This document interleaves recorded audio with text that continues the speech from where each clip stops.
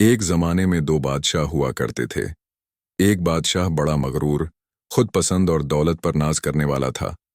دوسرا بادشاہ عاجز، نیک دل اور اللہ سے ڈرنے والا تھا۔ دونوں کی سلطنتیں قریب قریب تھیں، مگر ان کے انداز حکومت میں زمین و آسمان کا فرق تھا۔ مغرور بادشاہ ہمیشہ کہتا، میری طاقت، میرے خزانے اور میری فوج دنیا کی سب سے بڑی ہیں، مجھے کسی کی ضرورت نہیں۔